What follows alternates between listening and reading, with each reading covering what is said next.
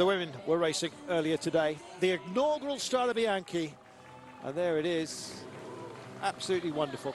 They rolled out, same starting position, but a shorter loop. Nonetheless, 5 sections of Strade Bianche to be contended with. And great, Dan Lloyd, to see the women in action. Yeah, it certainly was. This is one of the best races of the year, in my opinion, and it's great to have a women's event running alongside the men. There are a lot of excited riders here this morning on the start line. It is a super hard course. As you said, Carlton, slightly shorter for the women. 103 kilometres is what they had to deal with. But, of course, they still had to deal with a number of gravel road sections, 5 to be exact. We saw a lot of action straight away. This team in particular riding very strongly. That's the Bulls Domans team. Certainly was, and Megan Garnier was in combative mood. It had shelled down from quite a decent-sized breakaway group of 8. It then got a lot narrower than that. In fact, 13 early on when they finally formed. And as we came in, it was Megan Garnier that had gone for it. She'd broken away from Lizzie Armistead, her teammate, who was also in the break. Mejurus was also there from Luxembourg.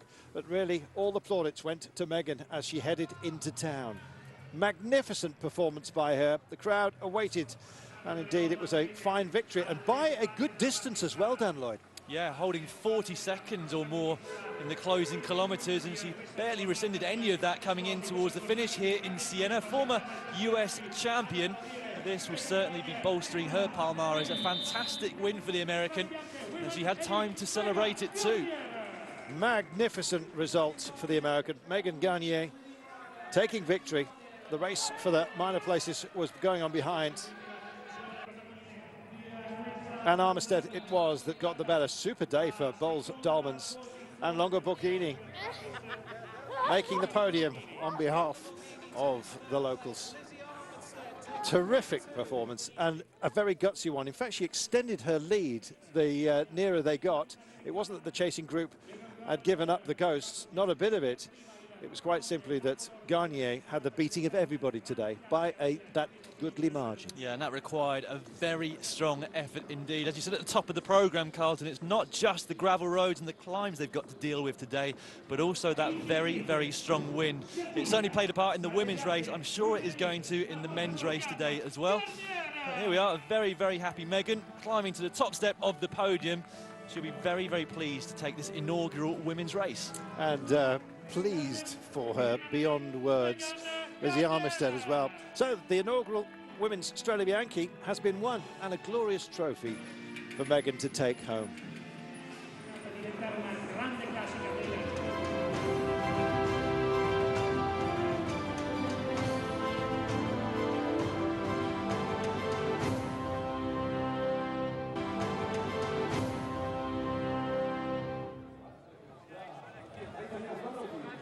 Vincenzo Nibali probably be working for Lars Bohm today. Diego Rosa must not be discounted as well for the men in the light blue, but those Italian champion stripes count for an awful lot this early in the season. And Nibali, if he's got a chance, he will have a nibble. Yeah, I think he is going to enjoy this race. He's certainly one of the best bike handlers in the pro peloton, and that will play to his advantage over the gravel roads and, of course, particularly on the descents. But interesting to see exactly how he goes. This man, Giovanni Visconti, has been up here in this race before in the top 10. A couple of teams with slightly reduced rosters. Amongst those are the team Lotto NL Jumbo. They only started with 5 men this morning. And Team Sky also missing a couple. They start with 6. There we are. Katusha also involved. In the national Italian team, incidentally, Marco Canola, he's been having a pretty good time of things. And he started early in Dubai, of course. David Cassani, our former colleague, is in charge of the Italian side. And I think in this company, they're going to have their work cut out. We were discussing amongst ourselves what Tinkoff Saxo, and in particular Peter Sagan, will do. First glimpse of fallibility, perhaps, last year at this very race. Yeah, we were discussing this at lunch earlier, Carlton. It was a surprise last year when we saw Kwiatkowski dropping Sagan up the last climb in towards the finish here in Siena. It wasn't what we expected. We fully expected Sagan to stay with the Polish rider and out-sprint him at the end. It didn't happen. And as you said, he's got quite a lot of pressure on his shoulders, Peter Sagan, yet to take a win this year in his new Tinkoff Saxo team. He's being paid a hell of a lot of money over the next 2 or 3 years, and he has to deliver. Well, he'll describe it as a heavenly amount of money, I'm sure. Movistar getting themselves into a safe position even before the very beginning, as you can see, guarding both sides of the road. Valverde, he's started the year reasonably quietly, but he's came close last year, 14th place, third place, I should say, in 2014. He's one of those that I think would reach out for glory if it's at all possible. Well, we had some sort of rolling skirmishes, I think it's fair to say, early on. And as soon as that gap was established, then Lampre, Ilya Koshevoy was there. Stefano Pirazzi of Bardiani also in the mix. Nippo's Vini Fantini with Bellato and Colli also just getting themselves into the right place at the right time. Fonzi also made it from Southeast Pro Cycling, and then Lozano from Novo Nordisk and Arredondo. Took a while for it to actually get itself established, and indeed the wind was not really playing a major part in the early sections of the race, but wide open spaces and of course plenty of chance for the wind to have a big influence on the day. So we're just waiting for the birds to catch up with the riders at the moment. It's one of those days where if, as predicted late on, the wind fails to dissipate, Dan, it's going to have a massive impact. Well, for sure it's going to have an impact, in my opinion. You just have to look at the roads in front of us now. Absolutely beautiful scenery. As I said, it always signifies the start of the season for me, really, coming down here to Tuscany. Some of the shots we get are incredibly impressive, but you can just see there how open the roads here, these big white gravel roads. And if the wind is blowing across, which I'm thinking it is towards the end of the race, from a crosswind point of view, it's going to absolutely blow the race to pieces. We're looking at the front of the race at the moment, and as you can see, even the breakaway itself is struggling to kind of stay intact. It's Bardiani's Pirazzi, who is a man who likes to bid for glory. And in fact, he's ridden himself into some decent form, both in Dubai and Qatar. I think those Middle East races teeing a lot of those early hopefuls as far as the season is concerned. And it's where you set your targets. Valverde very much targeting this race in particular. Yeah, he was here last year, Valverde, and did an impressive ride for his first ever effort on this particular race. But he's back again this year. As I said, he's got Visconti for backup and a very strong team. I think if you have to highlight two of the strongest teams, or perhaps three, it would be Tinkoff Saxo working for Sagan, also Cancellara's team of Trek Factory Racing, and of course the king of classics in terms of teams, Omega Pharma, or Ethics Quickstep, should I say. How long will I be saying that for this year? But they've come with a very strong team. I think it's slightly too hilly perhaps for Nicky Terpstra, but Zdenek Stibar tweeting yesterday after he went around the course saying how much he loved it. And of course, as a former world cyclocross champion, these roads are going to suit him down to the ground. Well, they're rolling through it beautifully. I think cyclocross skills to the fore on a day such as this. As you can see, the surface reasonably stable. It's not being kicked up by the wind. Confirmation of our breakaway. It's down to six riders for the time being. Fonzi's up here, so is Colli, Koshevoy, Pirazzi, Bellato, all involved. They've set their stall out reasonably early. It's a long hope to keep the peloton at bay. Still no distance check between them, but with 90 Ks to go, I can tell you it's just under 4 minutes, and in fact it's tumbled down. Getting the readings in right now, 2 minutes and 33 is the gap, so the chase is on, Dan. Yeah, it certainly is, and that will continue to tumble down as the riders behind try to get themselves into position. The speed will automatically get higher. The big section to look out for, and the hardest section at 5 stars of this race, comes with 53.6 kilometres to go. So we've got around about 23 Ks before we get there. That's going to be a crucial moment. We're going to see all of the big riders and stars coming towards the front there and trying to make the race hard. I'm going to be really interested to see what happens there, but you can see things are really starting to split up here at the front of the race. It's been a hard old day for these riders already, and it's already beginning to tell. Some of them have very tired legs already. BMC, Cadell Evans is in the car. Great to know that he's staying very much close to the team. He's been talking about punctures. The opening Strade Bianche section, 25 punctures apparently. You saw the soigneurs and the assistants waiting with spare wheels at the end of this pavé section. This doesn't finish for another 4 kilometres. When the ticker says 71 on the top left-hand side of your screen, oh, we got a fall-up, and it's Pirazzi, yeah. who's taken a tumble, and he's not quick to get up either, Dan. No, that's nasty. I mean, you get gravel rash when you're on the road, of course, but that's going to be tenfold when you hit the gravel at speed, and that does not look good. Certainly looks like he's hurt him. Let's hope he's okay. As you said, Carlton, he's not being quick to get up, which these riders normally are, even with some fairly serious injuries to their skin. But let's not hope he's not broken any kind of bones here.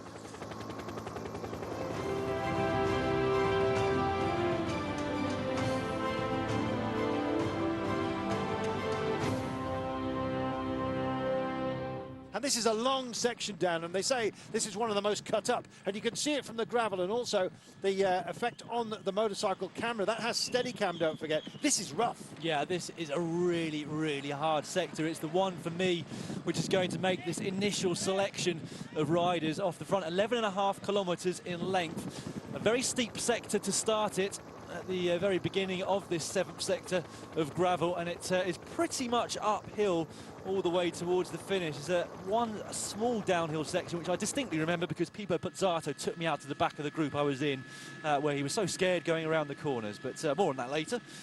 Sepp van Mark is also in this group. As I said at the start of the programme, quite a reduced lineup for the team Lotto NL Jumbo, who you will see in the slightly dark yellow kit.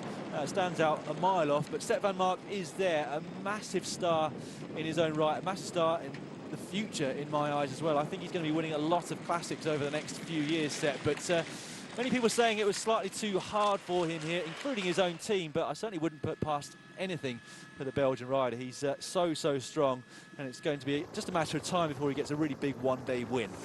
Well, white finger is something you get if you hold on to a power jack, you know, one of those things that the gentlemen who dig up roads use, a power hammer. And to be honest, that's the same kind of effect you're getting through the bars here. You see, it's very, you saw a few moments ago, there's a hell of a lot of vibration coming through, and also the effects mic off the motorcycle. You could hear the chatter as well, and just looking at the chain, it's really taking a pounding out there just as much as the riders are. It's not a comfortable place to be in the saddle on a day like this. We talk about the pavé sections of Roubaix and Flanders and the like, but really this, I guess, is Italy's version of it, and it's very much a challenge, as you can see, for these guys just to kind of stay comfortable apart from stay competitive. Well, I remember them bigging it up as the Italian version of Paris-Roubaix, and Andreas Clear absolutely laughing his head off at that because it's so much more hilly, of course. These roads are nowhere near flat. There's some severe gradients, particularly towards the end in the very last sector of gravel. Over 15% it kicks up to there. So it's almost more of a kind of a Flanders, really, but even hillier than that. And it is much different riding over gravel roads to cobbled roads. So much smoother, really. Despite the gravel that you can see here, than rattling over the big cobbles that you get in northern France and Belgium. Here we go then. This is the main peloton catching some of the remnants of the breakaway. No big action so far from the big guns here. You can see it's more of a headwind than a crosswind right at this moment, but soon we start to swing around towards the left, and it's towards the end of this section where that crosswind will have the biggest impact, in my opinion. And then for about 5 kilometres afterwards, they head into slightly more of a headwind, and then comes a very big moment. They take a left turn, and then it's tail crosswind, which is the most dangerous from a rider's point of view. That's when the splits can really occur. There's Peter Sagan sitting safely in around about 4th position with his teammate. Looks like Diego Rosa on the front again for Team Astana. Movistar on the wheels just behind, and you can see from the bobbing of bodies just behind that the effort is starting to take its toll here. We are going to see a reduced group come out at the end of this 11.5k sector.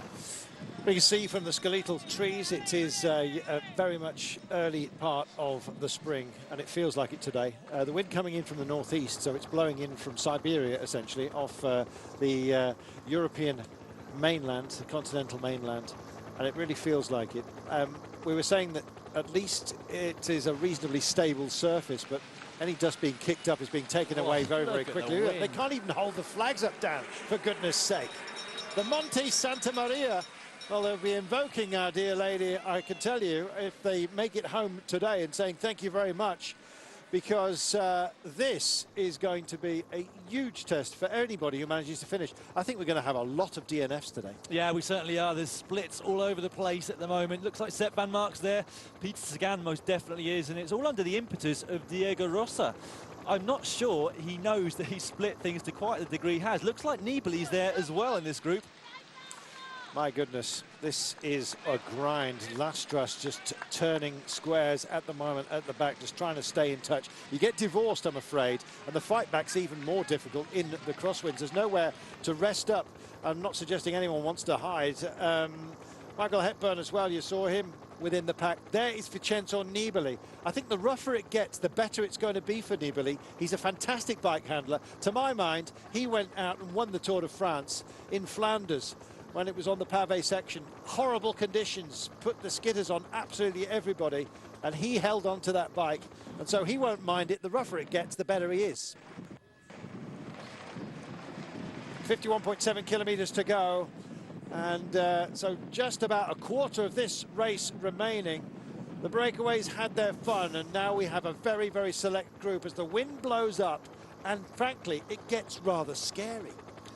Never been so windy as this year for the Strade Bianche, and it throws up all sorts of problems for these riders because, of course, in any crosswind race there's only so much shelter you can get, but things are made even worse in this race because if you've got crosswind like they've got here on a gravel road, there's only certain smooth parts. You can see where the tyres from the cars have gone through and created a couple of fairly smooth sections, and you don't want to sit to one side of a rider to try and get shelter and end up in some very deep and loose gravel. Sepp van Mark is there, looking very strong indeed. It really is a who's who here at the front. Peter Sagan, Alejandro Valverde, Zdeněk Stybar. Nibali was up here as well. Haven't seen Cancellara just yet, but I think he is there in the background.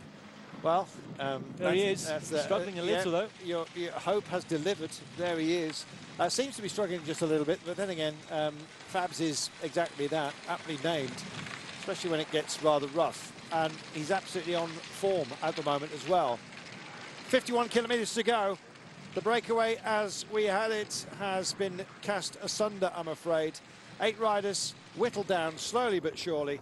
And as you saw there, Giuseppe Fonzi back in the pack and then spat out of a group of chasing greats. We're looking at them right now. Nibali's there, Valverde's there, Sagan's there.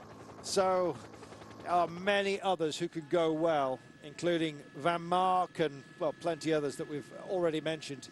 It is a quality group that have got to take on not only this surface and each other, but also the wind that has been gusting rather dramatically from the very start. Well, it seems that the surface is starting to dry and they're kicking up the dust that makes this race and the white roads famous. Average speed has been knocked right back to 37.2 kilometers an hour. Not surprised about that. Early hours was, what, 44.5, 45 kilometers per hour as an average. And the wind, though, has met them as they go over the crests here. The Strade Bianche, the 9th edition, is on. And we've had so much drama already. Riders being blown to the side of the road, splits happening, and a very select group is starting to rear its head as a main challenge for the title today. Well, they're having to pick their way through, and some of those who've been in the breakdown are clearly looking very second-hand. Giuseppe Fonzi, as soon as he was caught, is just going backwards, it seems. Well, that was always going to be the case. The speed went up so high at the front shortly after they started this sector of gravel. I can tell you Van Mark is really, really pushing on for Lotto Jumbo in the front group. Peter Sagan there as well. One of the criticisms that many people have of Sepp Van Mark is that he does tend to show his strength perhaps a little bit too early, whereas the likes of Fabian Cancellara, slightly more clever perhaps in the use of their strength. That comes with many years of experience, but yeah, Sepp really, really pushing on. A group of only 6 or 7 riders left towards the front, and I mean, just really illustrating and confirming again how hard this race is going to be today. 5 or 6 riders in front, 50 Ks to go. Wow. Look at this. Slight bit of rest by now. Fabian has made it into that group, but it's really the who's who of this race. It's the riders we talked about at the top of the programme who've all made it here, the strongest guys in the race.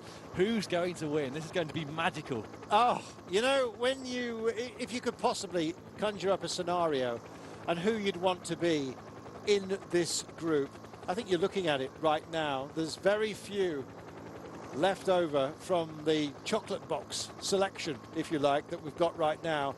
This race is going to be sweet. Looks like Nathan Haas might have made it onto the back of this group. The Cannondale Garmin rider there towards the back. A few people trying to get across. Greg Van Avermaet has made it here too. Another big name, which we haven't mentioned too much so far. Came in the top 10 of Omloop Het Nieuwsblad just 1 week ago. We've also got one rider from Orica Green Edge in here doing a very good ride. Well, 49.2 kilometres to go. If they are going to go for it as a unit, then it's a high-quality unit for sure. But it's an awful long way out, Dan, to have to contend with this. It's a long way out for team leaders to already be on their own. And you often find in this situation that there's a bit of hesitancy. They don't want to put it all on the line quite this early. And so you can get a slight lull in the pace and a few riders coming back from behind. But Valverde certainly seems to be determined to continue to keep the pace high. This, the last part of this section, predominantly uphill still, as you can see. Riders scrabbling about behind. Fabian not looking too comfortable to me today. He's been struggling ever since this split happened. Either that or he's being very, very clever indeed. Seen that before. Would not be surprised, and poor old Sepp van Mark just can't shake off the Fabian Cancellara's of this world.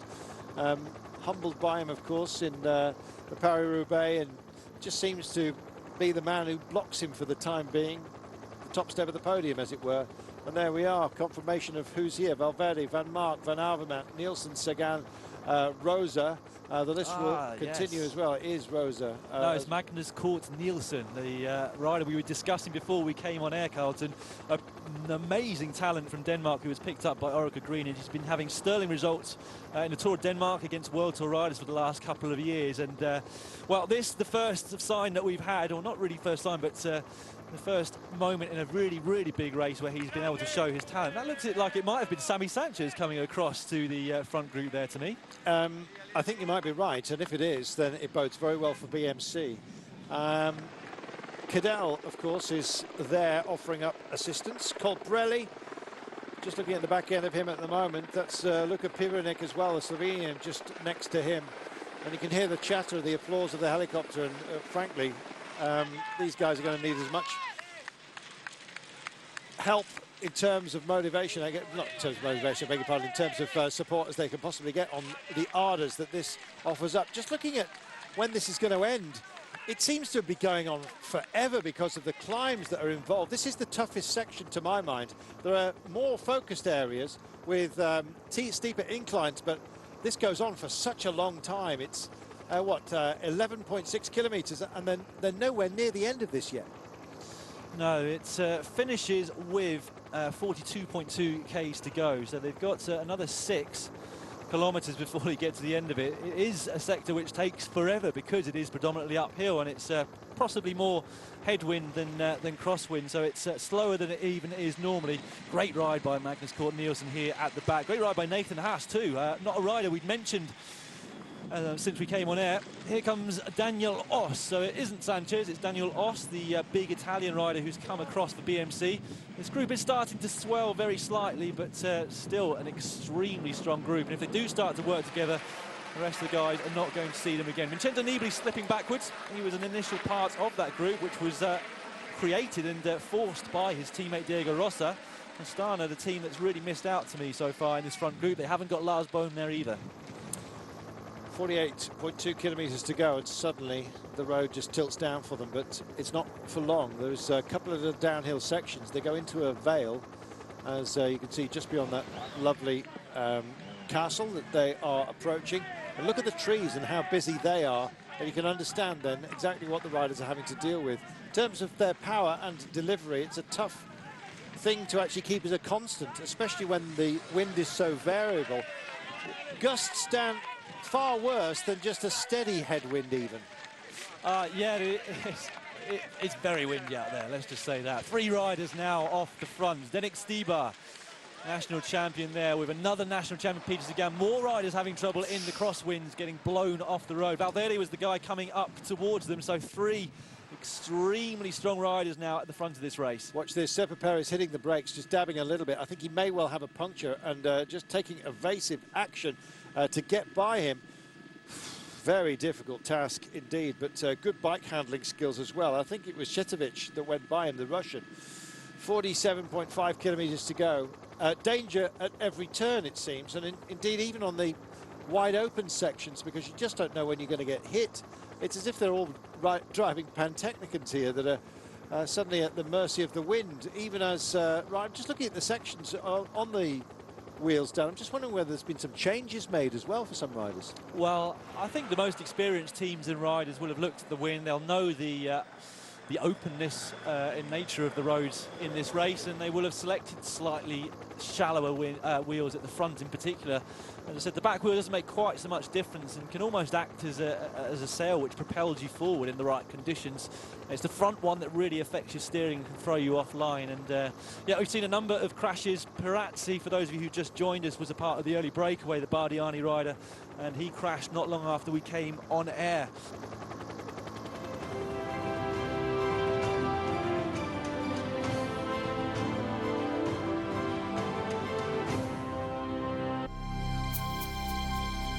Between two seas lays a passage and a tradition.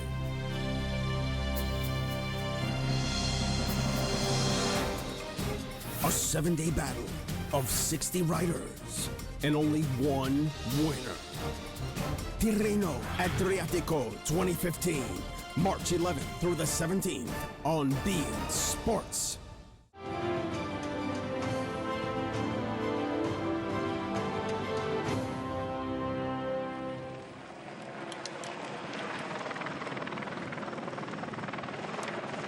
And these three riders establishing themselves off the front then. Daniel Oss is doing the bulk of the chasing behind in a small group which contains Cancellara, Sepp van Mark, and of course Oss's teammate Greg van Avermaet. But to remind you, the man at the back here, the favourite for today's race, Peter Sagan, riding now for Tinkoff Saxo, national champion.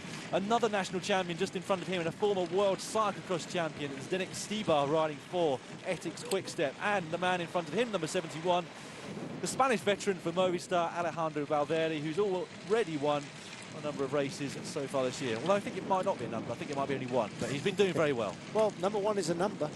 There we are. This trio of greats then have separated themselves from what was a very elite group. Peter Sagan, it's nice to see him being allowed finally to wear the Slovak national champions jersey when it was integrated as part of the Cannondale stripe. I've kind of felt that it was a bit lost really, but very much good to see that Tinkoff Saxo are a respecter of national flags, and we like that. Here's this group of five, including Van Mark, just a little bit further behind, with 46.1 kilometers to go. They're in a little calm section. Look at the trees, they're near static, but this is that valley that they've got to climb out of. And then they've got to do it all again on a couple more occasions. In fact, when we get to the last 20 kilometers, this really does start to ramp up. Can you see a trio such as we have out front now, Dan, making this all the way? It's not really a distance game, this. You'd say normally no, but normally there's a much bigger peloton with more teammates to chase behind. The nature of this race so far and the fact that it's been so hard has meant that we've got very small groups behind. So rather than 3 against 30, 40, 50 riders, which you'd say would have to favour the big peloton, we've got 3 versus, what, 5, maybe 6 in a few moments here as they catch Diego Rosa of Astana. So, given the fact that they've prized themselves off the front, you have to say those 3 are the strongest in the race at this moment in time. And, well, will they see them again? Unlikely, perhaps. That was the Sagan fan club. They've decided to go for white T-shirts now, and they write legends upon the... I asked one of them what one of them was. They're all messages of encouragement that they designed themselves at the breakfast table. And he said he couldn't tell me because it was rude. There you go, all right. Well, whatever it takes, I guess. Peter Sagan, he's had a few rude moments in his past, as I'm sure you know.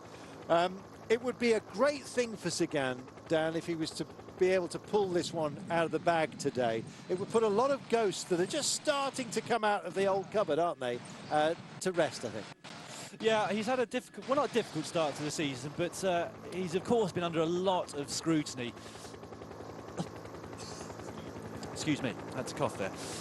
He's been under a lot of scrutiny because Of course, he signed that huge contract with Tinkoff Saxo, and with a huge contract comes a lot of pressure, especially when your boss is Oleg Tinkoff, who writes the check. He doesn't like people being lazy and taking advantage of his money. He's expecting results, and Sagan, although he's come close on many occasions already this year in Qatar, Oman, etc., has yet to have a win. Now, of course, he's building up to the Spring Classics and the monuments, being Milan-San Remo, Tour of Flanders and Paris-Roubaix in the spring, and he's being paid basically to win those races. He's never won one before. He's come very close, and this really is the year that we want to see him starting to really assert his dominance and show us the talent that we know he's got. He's kind of plateaued slightly over the last couple of years, not had as many wins. In fact, his last win was the National Championships before the Tour de France. Lots of second place in the Tour again. He had that massive problem where riders just didn't want to work with him and take him towards the line because he's such a fast sprinter, and it's worked against him. But yes, a big season in my opinion for Peter Sagan. Yeah, I kind of felt sorry for him. He was sort of brutalised by the system, but then again, it's a system that's helped him thrive in the past. Got into the Tour de France, and as Dan was saying, second place on so many occasions. Green jersey nailed on very early to his back, but frankly, he wanted a stage win to go with it. And as it went further and further, deeper into the Tour de France, further it seemed to get away from him. And it got into his head a little bit. And I think psychologically, it's a damaging thing for a rider when you set yourself some targets and you don't achieve them. Even modest ones seem to have just slipped through his grasp. Well, maybe today is going to be the day for Peter Sagan. For the time being, he's doing a brave one with 43.8 kilometres to go. They've got a gap of 26 seconds down. And frankly, in this kind of terrain, with the wind blowing as it is, that's a reasonably healthy margin. Well, just the fact that it's starting to climb, even though there are 6 very strong riders chasing behind, tells you all you need to know about how well these 3 are going here today. All 3 of them seem very at home on the gravel roads. You'd have to say the advantage from a technical point of view would go to the 2 national champions, Steve Barr with a history in cyclocross, and Peter Sagan with a history in mountain bike riding. He's got some unbelievable skills on mountain bikes and on road bikes. But Valverde, just a very, very strong rider. But who would win out of those 3 if they stayed away is anyone's guess. But yeah, going to make for some very good racing. Total lottery as far as they're concerned. Now, it's interesting to watch who's chasing on here. 2, as we mentioned, from BMC. I think if these guys are minded, they can stay out there, but I'm actually thinking that maybe they're not. Gap's just trimmed down slightly from the last section. I don't trust the transponders too much in this kind of wind, but there's no doubt about the demeanour of those who are here. Os, Haas, Nibali, Cancellara, Van Mark and Van Avermaet. You wouldn't want them on your tails. No, it's a strong group, and hats off to Nathan Haas, who's doing a sterling ride here. He is struggling slightly, as I say. That gap's beginning to open up. Oh, excruciating. He's on his limit. The Australian rider started off this year with national championships, of course, but then the Tour Down Under. Hasn't raced too much in Europe here, but none of his team really have done particularly much. They've been at the Mallorca Challenge, but they've missed out on things like the Envelope Het Nieuwsblad, etc. What's this replay about? I'm just trying to see if there's a wheel skid at the back. You know, when Sagan puts down so much power, sometimes he overdrives the back wheel on skiddery surfaces in particular, and you just suddenly get a slip, and that's, you know, that doesn't help you, frankly, in situations such as that.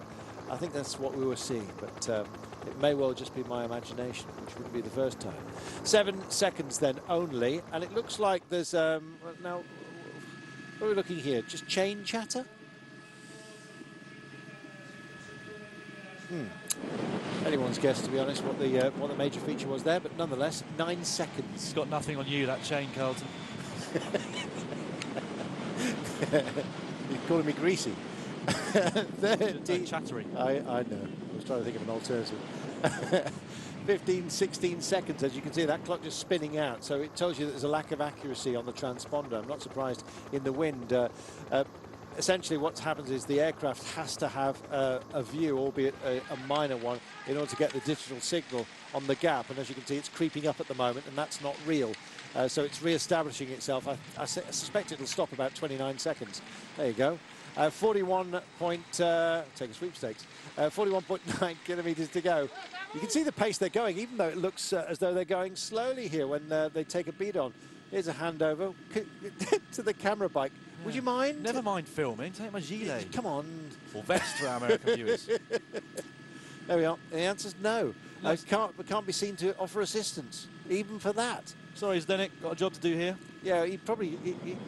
I suppose you could take it and then just chuck it somewhere without any crowd and go back and get it later. I've seen Movistar riders, and or it might have been the times before Movistar when the team was under a different name, but I've seen them throwing off gilets and armors and just discarding them at the side of the road, which when I was at a small team was just like, how can you do that?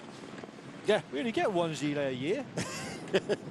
People do think generally that these world famous greats are get everything for free. It doesn't always happen at all. Look at that. Nobody's really minded to engage in conversation or indeed encourage each other. I said the gap would be up to 29 seconds. Well, we just kissed that a few moments ago. That's exactly where we were. So despite the fact it appeared that the gap was closing, it appears otherwise in reality.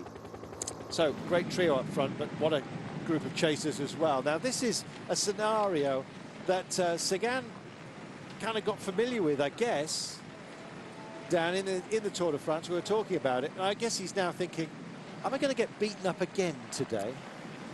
Yeah, well, he's been close in this race, as you've said before, a couple of times. His teammate Moreno Moser winning 2 years ago, and then outfoxed and outpowered really by Kwiatkowski in last year's race.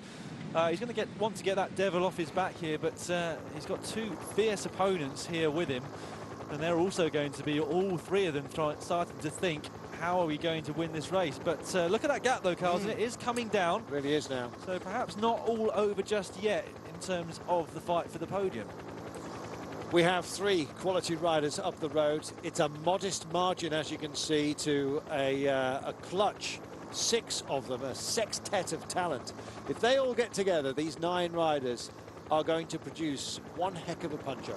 It's going to be a star-studded prize fight, essentially.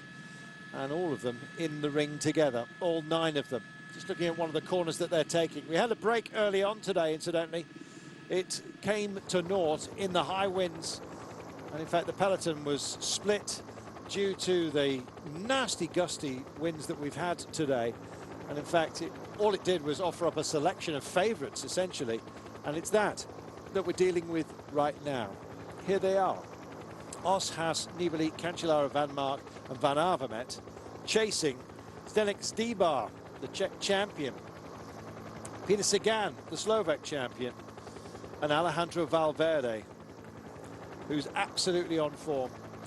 This is the pack that's still a little bit ragged, as you can see. And any turn that you make here, you essentially take an altering in wind direction and strength. And it looks to me like this trio have decided, well, we haven't got the strength to go all the way, not from this kind of distance, even just under now 40 kilometers out. We could basically keep our powder dry and then go again. They've showed their strength, they've showed their demeanor, and now they've got to show some real tactical nous as these guys just catch them up. What a raft of talent we have to finish us off, and it will finish us off this 9th running of the Strade Bianche. Wide open highway sections, and even now you can see options being taken on the road. And Tinkoff Saxo bringing a little bit of manpower, I think, for Peter Sagan to enjoy. So the yellow and blue of Tinkoff Saxo. Sagan, of course, has yellow shoes and accents upon his Slovakian champion's jersey. There's Valverde, Sagan just behind him, but it's now a group of 9 down.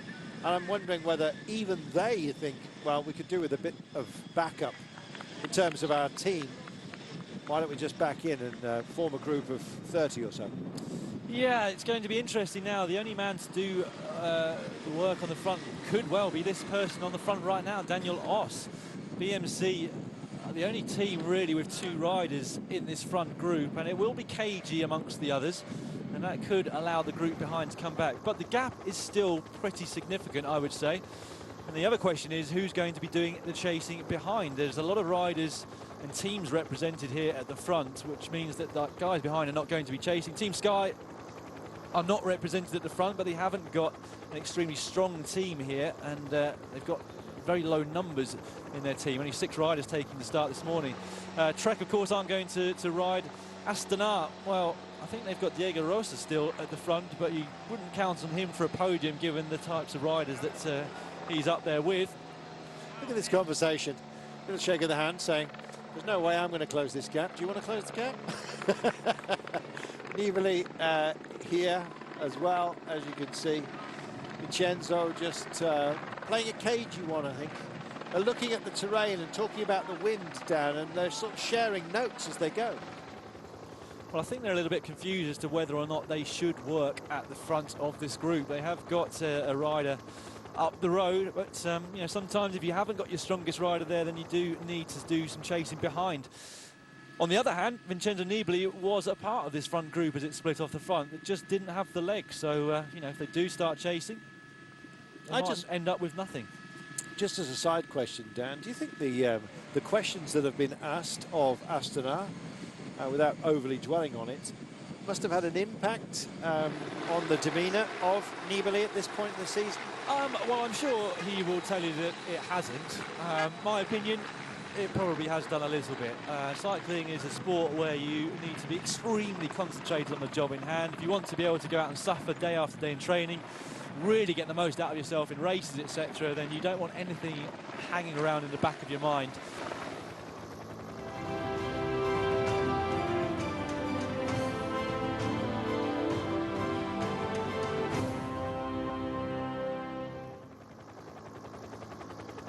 Mike Marino says, Ghosts Cupboard, do explain this again. I was simply trying to form an illusion or an illustration of the fact that the phantoms are starting to gather, really, in terms of his results.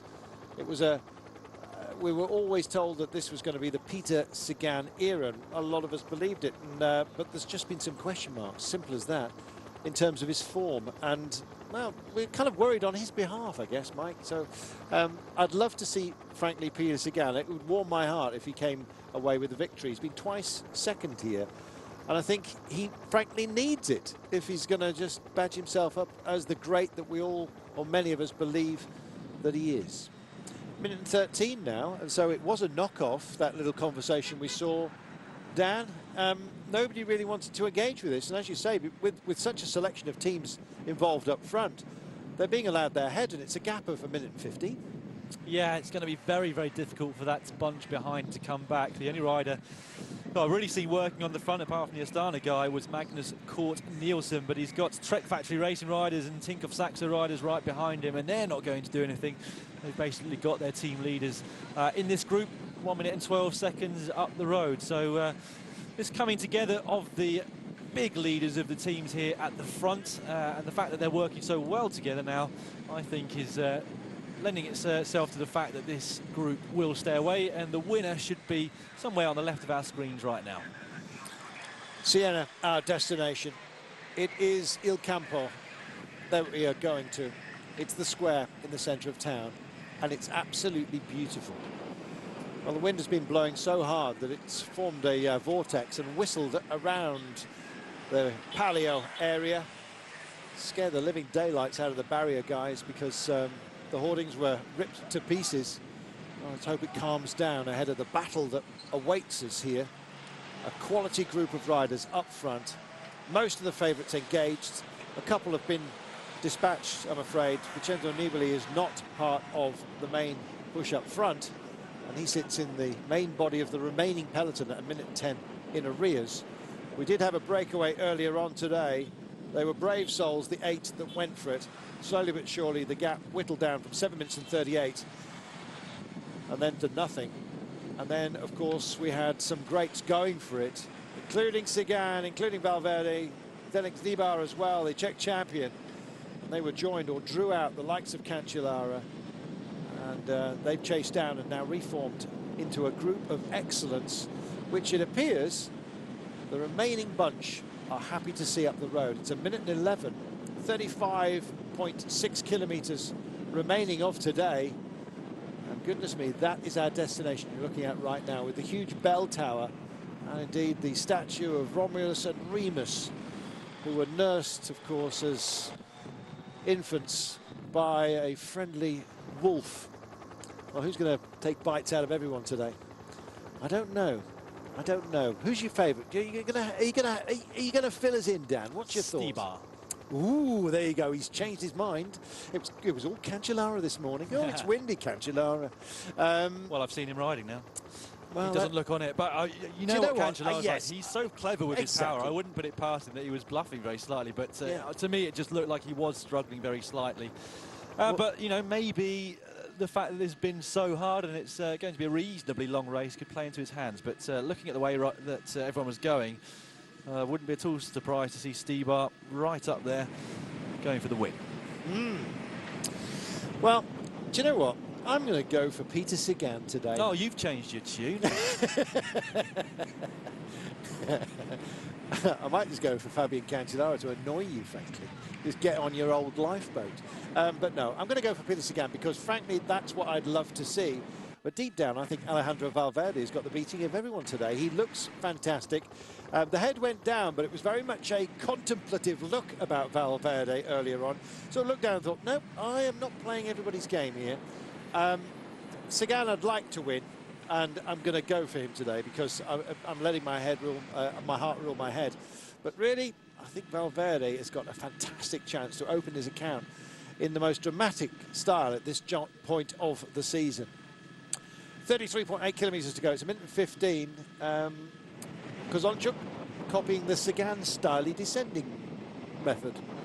Well, I think plenty of riders before Sagan used that method. Has he patented it now? Well, I think it's putting your clavicle on the bars, going that low.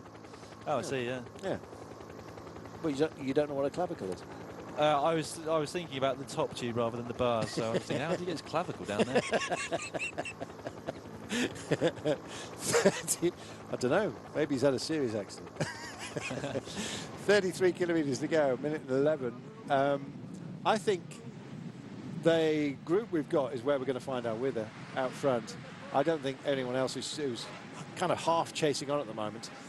I think they're staying in touch should they be needed if anything happens. And don't forget, it can on the Strade Bianche that still await us. We've got two really nasty sections to come down. Let's talk everyone through them. Yeah, I was going to say, let's go through what they've got remaining in this last 32 Ks whilst we've got a very brief bit of respite. They have 3 sectors remaining. The next one of those will come with 24.6 Ks to go. It's not of much significance. It's pretty short, although again predominantly uphill. Very soon afterwards, they've got one that's 2.4 kilometres in length, and that one is again predominantly uphill, but not a huge gradient. It kicks up at 10% to start with, but then it still carries on rising for the last K&a-half or so. Some more rolling road, and then the final section comes at 13.25 kilometres to go. Initially a very, very fast downhill, but then it kicks up to 18% maximum gradient. It's kind of the last launching pad really on the gravel roads themselves. And then we've got some rolling terrain for a while on top of a plateau before they start descending in towards the finish, with around about 4 Ks to go. Quite a long descent, a couple of switchbacks there for them to deal with as well. And then we've got this last climb into the finish. One of the best finishes of a bike race, I think, that there is in the world of cycling. Up here to Siena, this very, very old town up here, and it's a really nice to look at climb. Very narrow roads, slightly cobbled almost, big kind of paved road up towards the finish into this incredible arena where they hold the horse racing here, and then slightly downhill, a few corners into the finish. Generally, if there is a group together, it's the first person into the final corner who takes the win, because there's very little time to do anything from that moment onwards. We've seen some pretty nifty bike work late on in the final bends, have we not, in the past? I think we have. Last year, of course, 2012, I seem to remember it was a last corner. Yeah, might well have. Who won in 2012 again? Is that Cancellara? Yeah. Last year, of course, Kwiatkowski was alone. The year before, Moser was alone. So it's been a couple of years since we've seen that skirmishing coming in towards the finish. Yes, it was Iglinski who was heartbroken at the final turns, wasn't it? Wasn't Gatto third that year? He was, yeah, that's right. Good memory, Dan. Good reading of the book in front of us. 31.5 kilometres to go. A minute. Hello. Well, back to the car. Hold on a little bit. So make yourself look like you're struggling just a little bit. Maybe go. No medical car within sight at the moment. It is there, but nobody's been back to it yet with a bee sting. Yeah, that gap, Carlton, coming down courtesy of some riding by Orica Greenedge on the front of the bunch. Matthew Heyman is up there. We've seen Magnus Cort Nielsen as well, but I think he's sitting in the wheels now further back. I think we've also got Michael Hepburn in this group, but I need to get a slightly closer look to confirm that. But finally we have a team with some numbers who have missed out on this front group, or on the front group, and that is meaning that the gap is coming down very slightly. But it's going to need quite a lot of chasing if they are going to regain the group into the fold here. Vincenzo Nibali there, Rigoberto Urán, Puccio of Team Sky.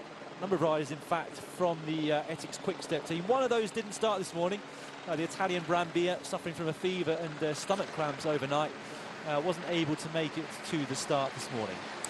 You know, some riders, their shoulders kind of, you'd say, maybe not drop, but there's kind of a shrug, an acknowledgement of the talents of others around them. And I do worry that Rigoberto Urán perhaps falls into that group. Somebody who's kind of said, well, you know, there are other Colombians now. What am I to do about that? Well, get on with it, I think. I'd like to see Urán pick up his greatness, or at least his the chapters of greatness, start rewriting a few more. It's a difficult thing, though, isn't it, Dan, when you do feel yourself being knocked back occasionally, like Urán has been. I know he's suffered injuries as well as everything else, but so much, again, was expected of him that seems to be just ebbing ever so slightly at the moment. Yeah, I guess so. He's been around forever. He's still quite young, really. Yeah. But I remember him from 2007 when he was racing for Unibet. And a good friend of mine, Jeremy Hunt, telling me how talented this Colombian was. He went to Castepana. The Spanish team is with them for quite some time and made the move over to Omega Pharma, as it was, at its quick step now. Been on the podium with the Giro d'Italia for the last 2 years in a row. Last year, his time trialling ability was exceptional. In fact, he recently won the Colombian time trial championships by quite some margin. But some were saying that it had affected his climbing a little too, that he wasn't quite the climber that we'd once seen. But I think that's easy to say when you compare him to Nairo Quintana, who's probably the best pure climb that we've seen on the cycling scene for decades, really. So, well, can you say that he's underachieving, coming on the podium of Grand Tour 2 years in a row? I'm not sure, but certainly a fantastic rider, and he's gunning for the Giro again this year. But unfortunately, we'll be coming up against Alberto Contador, so it's once again by no means going to be easy to take that step to the top step of the podium. We have a juicy selection of talent, of course, for the Tirreno Adriatico. If you're watching this, the live feed with myself, Carlton Kirby and Dan Lloyd, then it is almost certain that your provider is also going to be giving you the Tirreno Adriatico, which starts in just a few days' time. That is a quite outstanding selection of riders. We've got one up towards the 4 at the moment, but it really does feel like a Grand Tour distilled for your enjoyment. So do watch that. It's going to be amazing. Likewise, the run-in here right now. Just under 29 kilometres to go, and those teams that have missed out on this high quality selection up front are now starting to work. They have to. Doesn't include Tinkoff Saxo though, because Peter Sagan is most definitely here. You're looking at the back end of Alejandro Valverde from Movistar. He's also made it over. It's a very, very high quality breakaway that we have right now, and you just look through at some of the riders that are on your screen. Valverde, Stibar, Cancellara, Sagan, Os, Haas. It's beggars belief, really, how you could better this. Maybe with Nibali in there, I guess, but he's not on form. Van Mark also amongst them, who's teeing himself up for a real dig at the classics in the Low Countries. Well, this is high country, it seems, albeit a classic, and many think one of the best, even though it's only its 9th incarnation. And right now we have a run towards Siena that is enthralling. Still 2 pavé sections to come, and I guess teammates of the Great Tour up the road at the moment need to stay close at hand, but Orica Greenedge are pulling the train as we speak. Look at this. This is those who need to get something out of today. Don't look for Simon Gerrans for Orica, I'm afraid. had a crash early on and stepped off the bike, was our report. Oh, have a look at this. Nathan Haas, bridging up to Sepp van Mark and Greg van Avermaet. So these two trying to catch the others by surprise, because quite a few riders were taking on some final bits of food and drink.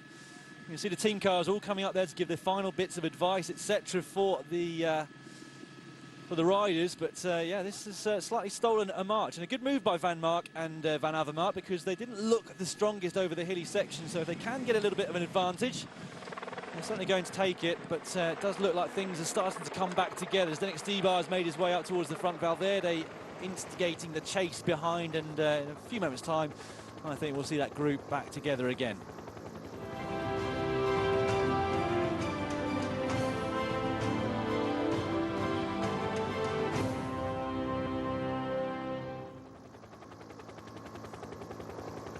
With 27.5 kilometres to go, it doesn't bode well for everybody else, bodes well for us in terms of spectacle. It's going to be a joy.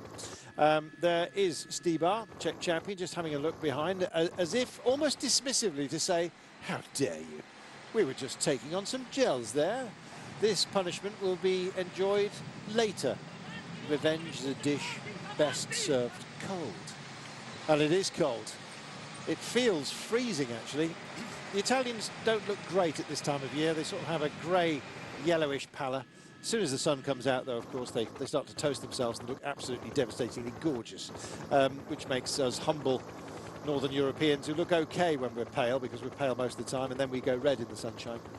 It's just an observation, speaking from personally only. But right now, the Italians look slightly miserable, well wrapped up, but this will bring some joy to them, potentially.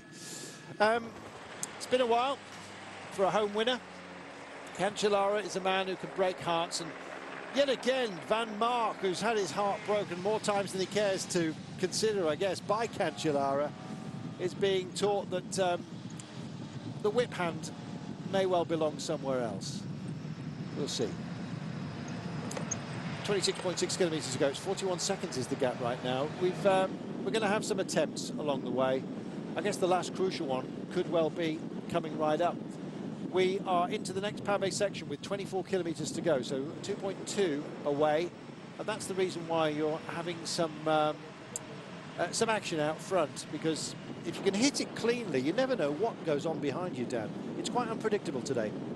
No, it's one of those things where if you can just start to forward a little bit of a lead over your breakaway companions before a sector, if you're not feeling great and super in comparison to some of them, then it just means that you can then be brought back into hopefully a smaller fold once you are caught. And Daniel Oss and BMC taking advantage of the fact that they are the only team with more than one rider in this breakaway. So he's kind of didn't really attack, he just went to the front after Cancellara up the pace, and has found himself with, what, 10 seconds lead, and he'll take that probably into the next sector, which, to remind you, comes in less than 1 kilometre's time. 24.6 k's to go is the start of the next sector. All of them reasonably short from this point onwards. Orica Green Edge have decided that they want to hit the next pavé as intact as a team, essentially looking after each other. They're driving it on as well. They don't want to get caught behind anybody who might take a spill, and we've seen plenty of that today. So doing what BMC were renowned for.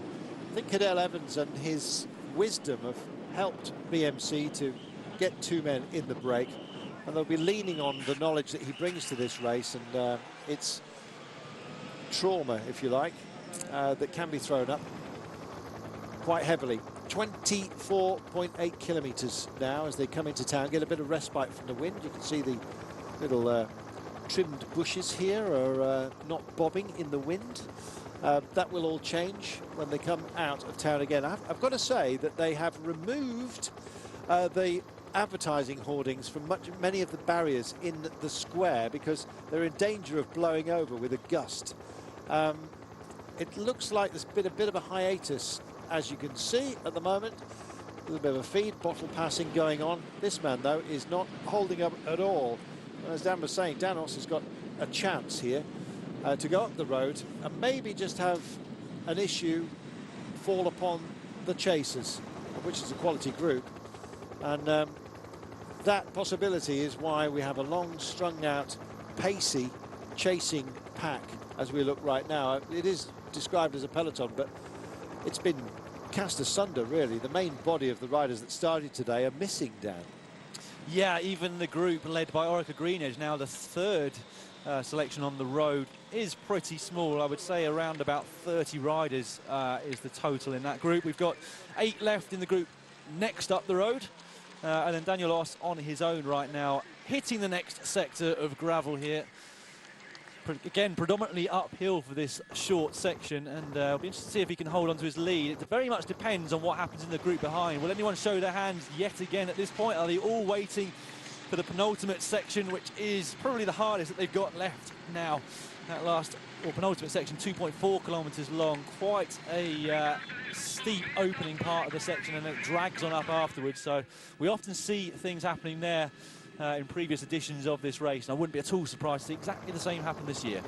Wouldn't be surprised to see somebody chucking a chain today. It is very rattly out there. And we'll see. Orica Greenedge just mobbing the front. Vincenzo Nibali with the Italian stripes across the back of his pale blue Astana jersey, just wrestling to stay in position and take some respite from the wind. It's not been his day today. And just looking at them bunching up right now, and we're just coming to the crest, essentially, as they'll make this climb. There's one more pavé section to come, and Oss, well, he's being targeted. He is there, but this little select group of hounds are on his case, I'm afraid. Lots of encouragement from the locals, who, as you can see, are very, very much wrapped up against the elements, and bringing a smile to their faces. Cannot wait for the finish today. Do you know, although I asked you to name your favourites, Dan, and I know we've chopped and changed a bit today, you just can't call it today. There's so much talent up front. Yeah, and it makes it cagey, doesn't it? Yeah. Because they all are looking at each other. They're all there thinking, well, is there any point in pressing on? All of the main favourites are still here. I don't think there's too many people in this group behind perhaps Vincenzo Nibali, who you'd have really had on the top tier of favourites at the start of the day. They're all in that group up the road. And they're all starting to look at each other a little bit as Daniel Oss forges ahead. He's doing a great ride, Oss, at the moment. He's obviously going strong just to have made that selection of 9 in the first place. Perhaps he and Nathan Haas, probably the biggest surprises to have made that group. And he's not holding back at all. He seems to be going like a steam train still. And here he is on a downhill section. That replay, by the way, was Yuri Filozzi of Nippo Vini Fantini. And he just tried on a climb when the surface is not solid. You can lose the back wheel by just delivering too much power. You have to keep it steady, and you saw momentarily his back wheel just suddenly skidded because he was just delivering a bit too much in terms of power delivery through the pedals, and then the back end slewed. Look at this, Dan. They are starting to break down again. Yeah, this is rolling punches. We're going to get more of this. Sepp van Mark just I was watching the other monitor very briefly there. He didn't even really attack. He just kind of rolled off the front, and it's very, very fast right now. This is a big tailwind section. The next sector of gravel roads, though, is going to have a severe crosswind from the right-hand shoulders of the riders. Look, Daniel Oss just being caught now by Sepp van Mark, bridging across, and looks to be all coming back together again, Carlton. It does. There's another pavé section which they will be on very, very soon.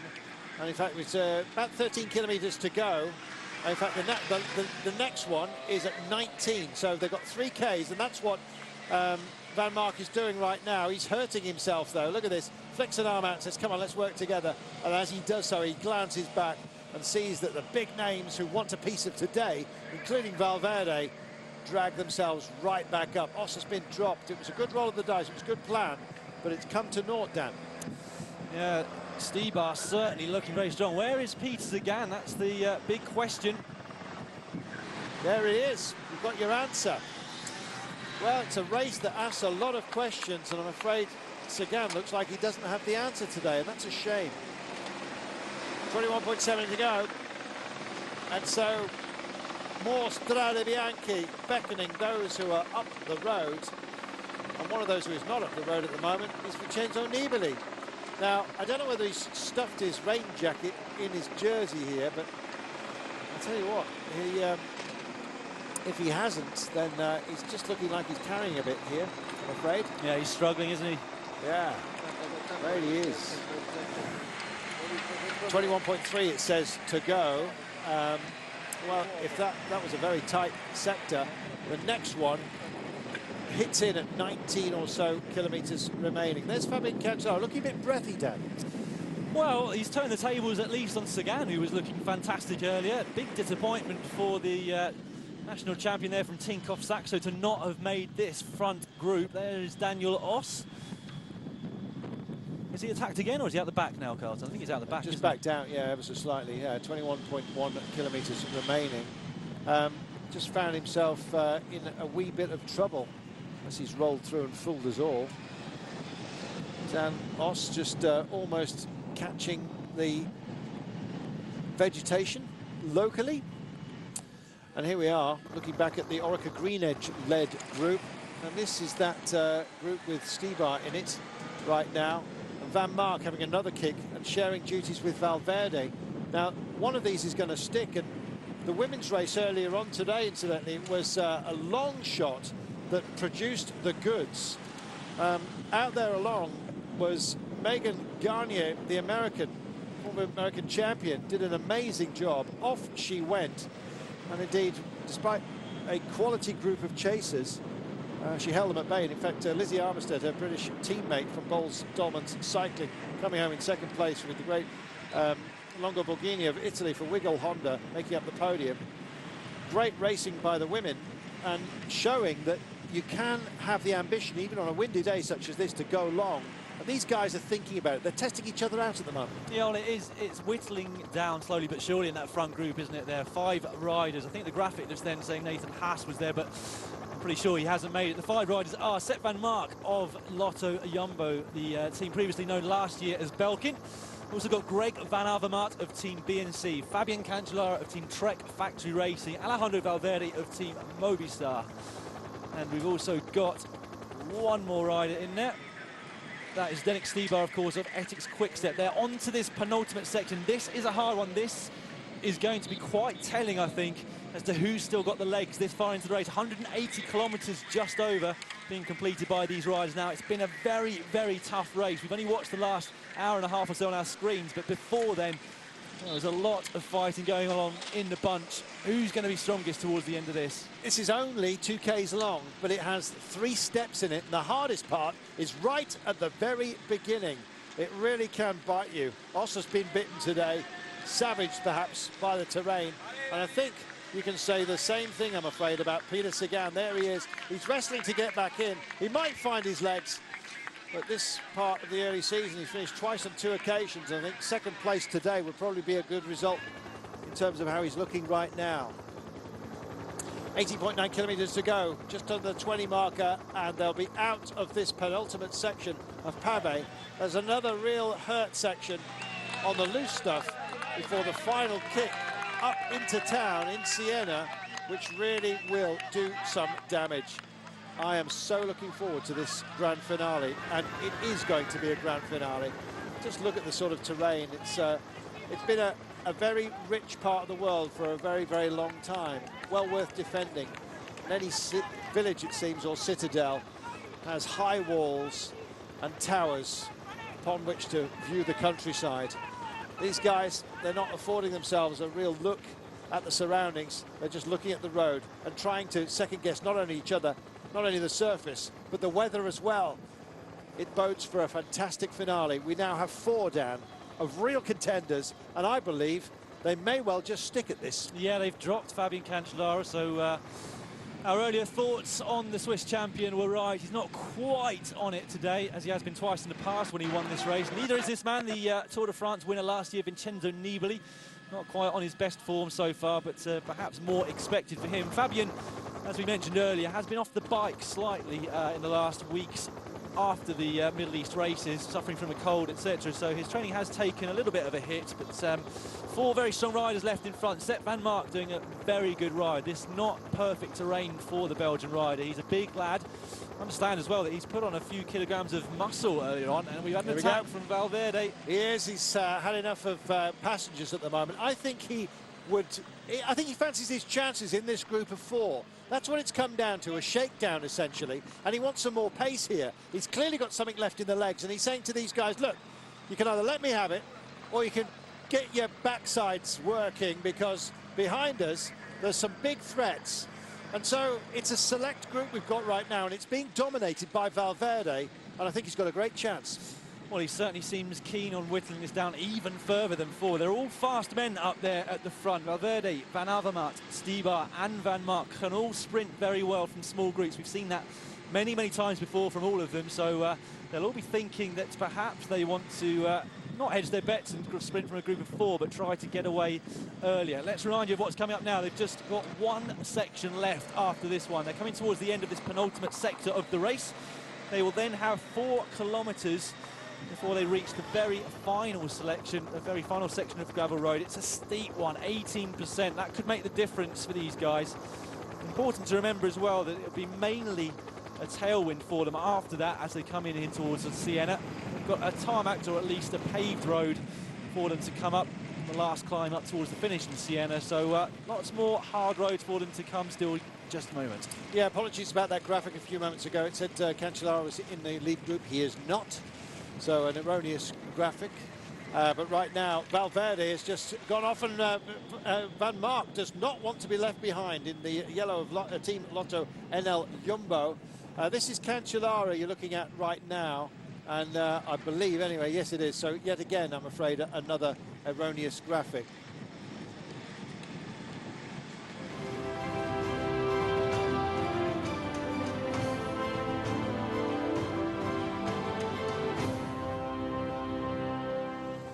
.6 kilometres to go. 19 seconds is the gap now. Van Avermaet, Valverde, Stibar and Van Mark. And this is Van Mark just policing here and just saying, come on, for goodness sake, guys, either join in or get out and don't block, for goodness sake. This quartet have only got, well, the clock seems to be ticking down. I'm not quite sure what that gap's about unless there's been a sub-attack and that Fabian Cancellara has decided that actually he does want to join the fun.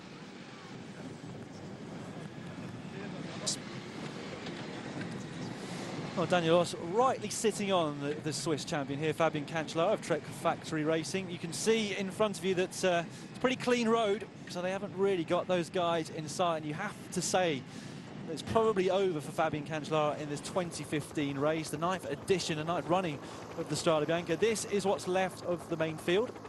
Seeing the Niemiec there from Lampre Merida looks to be going on the attack.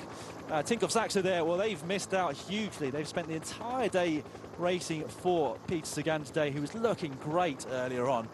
He was in a break of 3 riders with Stibar and Valverde earlier. They got brought back into the fold, and yeah, Sagan just running out of energy, which was a big surprise for us. So we've left with that 4-man group at the front. Latest time gaps that we've got from Race Radio in the region of 20 seconds now between those 4 and the 2 pursuers behind.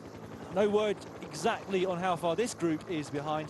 But the front 4 are now coming towards the very final section of this 2015 edition of the race. Let's just remind you, 1.1 Ks of gravel roads is all that separates them between here and the finish in Siena. Downhill to start with, very, very steep after that, 18%. It's like a wall almost on gravel. Would not be at all surprised to see Valverde trying to make a smaller selection or even go away on his own on this last section of the race. Van Avermaet, to me, is the rider who is struggling most.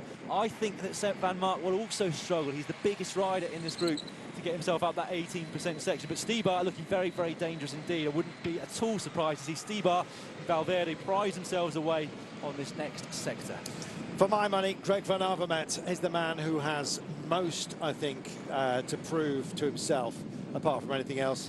Some clouds hanging over him at the moment. He's got some questions to answer. However, a victory would help, I guess, in his own demeanour and maybe just get something back, I guess, after you kind of feel perhaps he feels that the process is against him. We'll see. As far as Van Mark in the yellow is concerned, he wants this equally as much as everybody else, because apart from anything else, it's his chance to take Cancellara's scalp, for goodness sake.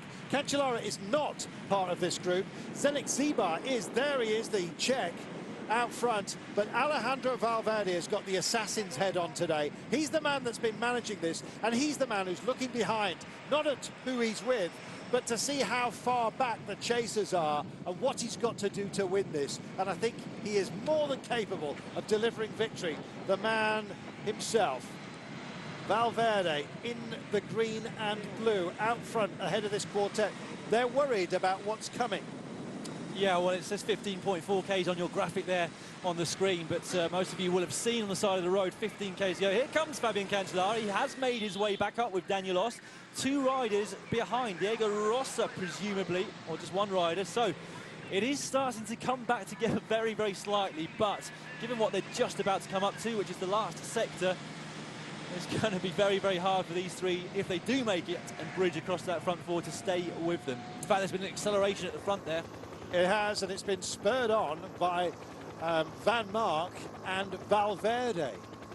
Wow, 14.6 kilometres to go. We are reaching the crucial part of this race. We had a breakaway early on, and then the winds played a part and just cast them all asunder. Well, you know, you've got to be big, and you've got to take your moment, and it could be a big moment for Greg Van Avermaet. I said he's asking questions of himself, as well as having questions asked of him, of course, by the cycling world at the moment. He wants to get some glory today, and this was his kick down at that crucial moment. Yeah, they're playing things quite clever here today, BMC. I wouldn't say that they're the strongest in this race as individuals, but they did have the advantage that they had both Oss and Van Avermaet in that front group of 9. He tried to catch them by surprise, Van Avermaet. Everyone will have been thinking about this next gravel section, which they're coming to in just a few hundred metres' time. And he will hope to get enough of a gap that these guys behind. Oh, Stibar goes, he is, and Valverde's trying to stay with him. And Greg Van Mark is actually trying to hold on, set Van Mark in the yellow, and it's Valverde that makes it look easy. He drifts and drafts up to Zdenek Stibar, who is very concerned about what Van Avermaet in the red and black of BMC is doing. 14.1 kilometres to go, and this is a brave roll of the dice by Van Avermaet from BMC. You're looking at him out right now. Can he do what happened in the ladies' race earlier on today and go long for victory? It was about this distance that the American champion, Megan Garnier, went up the road and delivered victory in the very first ever women's Strade Bianche. And right now, Greg Van Avermaet would love to do the same. Will he be allowed to? Well, the policing duties were on the back of Zdenek Stibar. Valverde bridged over, dragged along Sepp Van Mark. And this is Fabian Cancellara. Now, how much has he burnt himself in the drive to get back to those guys before that last pavé section? Quite a lot, I would imagine. And I can tell you that Van Avermaet is now on the very final sector of this year's Strade Bianche. On the downhill here right now, it's very, very fast. But as you can see, it's also very rutted in the opening parts of this sector. He'll be going down at speed upwards of 50 k's per hour, and then he hits this wall in just a couple of 100 metres time. It really does kick up in front of you, going down to some very, very slow speeds. Whoa! Over the bridge, the horn sounds for security. Get away. Apart from anything else, they're kicking up those camera bikes, an awful lot of dust. It is a drier section. You can see as well that there's no wind here, very much protected in the valley. High trees as well, no movement from them, save from the helicopter, but an awful lot of dust being kicked up, and they don't want it. So the security of the television camera bike just telling the stills camera boys to just get out of there and stop kicking dust in the face of the leader. That's Greg Van Avermaet at the moment. This is a trio just chasing on of Zdenek Stibar, the Czech champion, Alejandro Valverde in the middle of this trio, and there is Sepp Van Mark in the yellow of the Jumbo team for Team Lotto NL. They're going to come back together. It looks like Greg Van Avermaet's chance has maybe gone, unless he can find some drive. Something that's missing from Fabian Cancellara right now, who's in this trio that nearly got back on. But with 12.6 to go, the efforts of bridging that gap can't be underestimated. No, they're all valiantly fighting on. It's still a very close race by for all of these riders, really. Van Avermaet's been very clever. In fact, he's looking pretty good on the front of this race at the moment. That's Daniel Oss, his teammate there. Here we go behind. Sepp Van Mark starting to just struggle as we expected on these very steep slopes. Stibar and Valverde trying to bridge across the Belgian rider up front. There we are. Van Mark was part of the chasing group, no longer. And this is target time for some of these guys. And it's a great rock and roll by Zdenek Stibar, who's decided to partner Valverde in the bridge to Greg Van Avermaet. Brave effort by Greg, I'm afraid, but in this trio, I don't think he's got what it takes. and that Stibar may well deliver for Dan Lloyd as his prediction. There's Valverde, though, we said, has got his assassin's head on at the moment, and with 12 kilometres only to go, they have dealt with the Strade Bianche today. Well, it's down to 3. There we are. Well, have we got our podium? It looks it. Yeah, poor old Sepp van Mark there. As we kind of predicted before, he's just slightly too big, really, despite all of the power in that frame to haul himself up an 18% gradient, and he really suffered at the hands of some slightly lighter weight climbers, almost Valverde and Stibar. You've seen those 3 sail into the distance, and he'll be hoping that they start to look at each other and he has a chance of coming back. But for my mind, this is the podium that you're looking at of the 2015 Strade Bianche. Greg van Avermaet, Alejandro Valverde, Zdeněk Stibar, the Czech champion in the middle of this trio, the red and black of Van Avermaet, and of course the green of Valverde. He said he wants this. This is his target. He said that at the top of the day, and it looks like he may well he's certainly got a chance of delivering. I think you're looking at the top 3, as we've said, and with 11.6 kilometres to go, they're heading into what is a calming day. The wind has blown through. There's no more squalls for them to deal with, but there's a wall, nonetheless, still to come. Yeah, this last climb into Siena will be coming for them in around about 10 kilometres time. Again, it's very steep. 16% is the maximum gradient. It's not gravel road. It's paved, albeit blocked paving, and it's going to be the last chance, of course, for these 3 probably to try and get rid of each other if they're not confident of the sprint. It's hard to pick a winner if they're all sprinting into the finish. You can say what you want about how fast each rider is on paper. Things change very much over the course of a 200-kilometre race, especially when it's been as hard as today's has. Well, especially on the approach as well. We would have put all our money on Peter Sagan last year, and it didn't happen. Kwiatkowski found him out on the very last climb. Now, there's been plenty today. Let's just remind you, on the run-in, it's 16%, 16%. It's actually worse than that in sections of it, nudging 20 and more % before they reach the plateau and then come into the Il Campo, the big, beautiful square that hosts the Palio, the horse race. This man, I'm afraid, well, he has plenty of horsepower, apparently, on more than one occasion, but today he's just, I think, too big for the day that remains. And as you can see, just 10 kilometres left of the 200 or so. And there, Valverde, he looks nice and relaxed, lethal almost. Yeah, he's not only strong, he's so clever, Valverde. He's been around for such a long time now, and he knows how to play all types of races. We've seen him up there in Grand Tours, of course, one-day races, all times. In fact, even bunch sprints towards the start of his career. If there wasn't any big sprints, he'd go for and win on occasion. So he's got the speed. That might have just lapsed from his legs just slightly as his years have increased. But 10Ks to go then for these lead riders. We had our breakaway, we've had our spills, we've had plenty of thrills in the wind, and now it comes, apparently, down to 3. Alejandro Valverde of Movistar said that this was a big target, was happy to say that to everybody. Other riders far more cagey. Greg van Avermaet here for BMC, just trailing Valverde in this trio, picks up the pace yet again, and in so doing, actions Zdeněk Stibar, the Czech champion, in the red, white and blue of his national jersey, and they have a gap of 18 seconds over Sepp van Mark, who was the latest of the breakaway riders to be found out on the Strade Bianche that have been such a big character of this race and made it such a great race. And indeed, in many people's minds, they're surprised to be reminded that it's only the 9th incarnation of this event. Very much feels historical as Van Mark just passes the city limit signs. He's coming into town, but I'm afraid it looks like 4th place for him. These guys are going to contest the big climb up to the square. It's a citadel, don't forget. They built them high to basically stave off their foes. These guys have got their enemies riding alongside them. Who's going to triumph? Well, you're going to find out right here. 25 seconds back to Van Mark.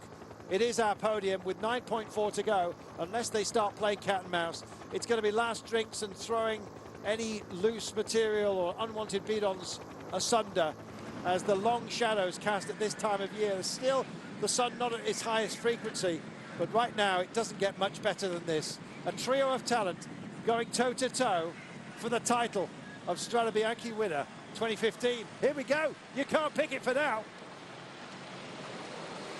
This is going to get cagey, Dan. Yeah, it certainly will do. And, you know, who knows whether Sepp can get back on if they do start to look at each other over these final few kilometres. We've got a couple of little drags as well that they have to contend with before they come to the final climb of the day. 56 seconds, though, the gap that we're being told is between the front three riders and Sepp van Mark. And if that is the case, I wouldn't be surprised to see Fabian Cancellara catch up to the Belgian rider from Lotto Jumbo. But three riders in front. We've all got a good record in one-day races, although you have to say, Greg van Avermaet started to be known as the nearly man of one-day racing. He's been so close on so many occasions. Zdenek Stybar, on the other hand, well, he's been close on a few occasions as well, but slightly newer to the road scene and has been working for other riders such as Tom Bonen or Nicky Terpstra in the past. But he's really taken this race by the scruff of the neck. He rode it yesterday. He tweeted about how much he liked the route, and it is perfectly suited to him. He's got a cyclocross background. He knows how to handle his bike on the gravel roads. He's punchy on the climbs. He's got all the characteristics that you need to be successful in a race like this. But then again, so have his two breakaway companions, and it's all still to play for. But I think just under 8 kilometres to go.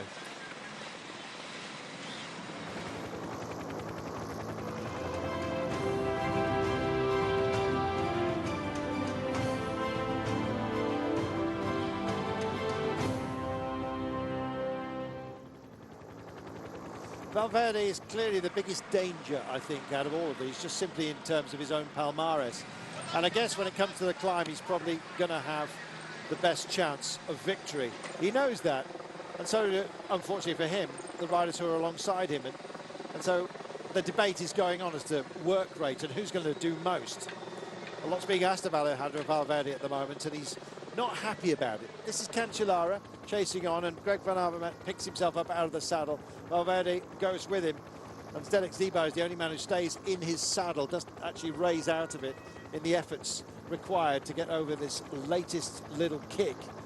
Well, they're peaking now. They're going to come downhill. It'll go quite quick. Then there's a sort of a lazy climb for them before it dips down to the foot of the Citadel, and then they'll climb up into town. It gets very rude. It almost, you can almost hear, it's almost like a firecracker going off when they have to suddenly hit the terrain. Van Mark, tongue out, looking a bit second-hand, I'm afraid. And I don't think that's just showboating. I think that's honest. Honest endeavour as well for Fabian Cancellara. I think time off the bike has been a costly period for him, Dan. Yeah, it seems that way. It's just taken the edge off his form. He's certainly in the right sort of place, though, for this time of year for him. He's generally very cagey towards the start of the season, doesn't show his hand until the big races, although he has said in interviews recently that he wants to make more of every single race this year rather than just focusing on the big 3 one-day races in the spring. So he has taken a slight turn for the worse with not being able to train after the Tour of Oman and Qatar, which he competed in the Middle East. But I'm sure we'll see Fabian back to his best very shortly. He's one of the other big stars to race Tirreno Adriatico starting on Wednesday. There they are, a trio of talent up front with 6.7 kilometres to go. They're looking at each other. They're dispensing with the bidons, as you can see. They don't want to carry anything, least of all those they're battling with, to the line. That's not required, I might add. So, bottle cages empty for Stybar. The other two still with their water bottles intact. They'll be losing those a little bit later. Stybar clearly feels he's hydrated enough. 6.2 kilometres to go. Long, long shadows at this time of year. And a little bit of one being cast on Fabian Cancellara today. And that is the case for so many out there, I'm afraid. Cancellara not functioning at his highest, but won't dwell on that too much. It's about what's going on up the road, I'm afraid, and he's not part of the trio that are going to make up the victory unless they start cat and mousing, which we've seen in the past.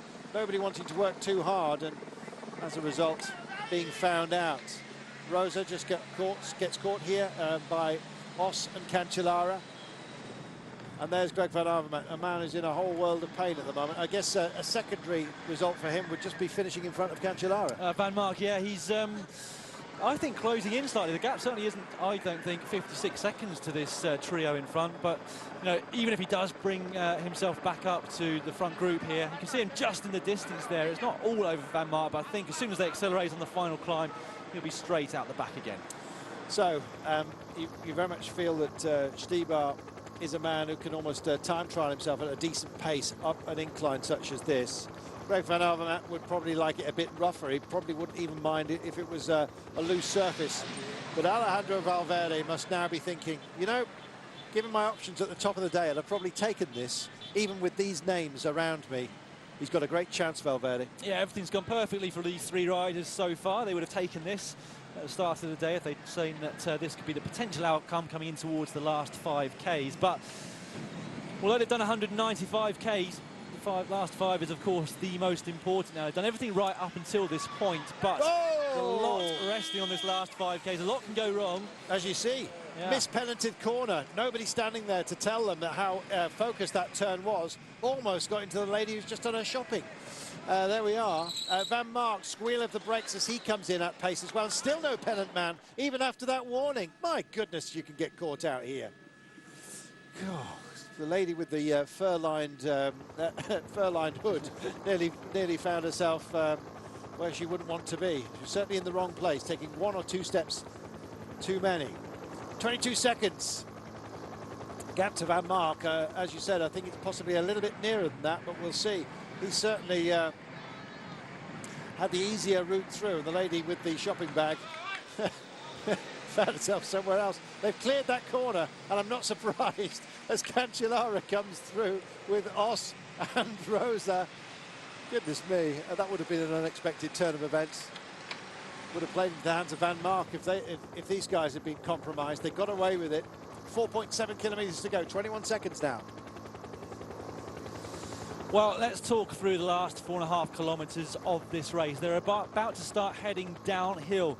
They're going very quickly. They've got 2 hairpin turns to deal with between kilometre 4 to go and kilometre 2.5 to go. A left-hander followed by a right-hander. They'll continue going downhill past the 2 kilometres to go banner.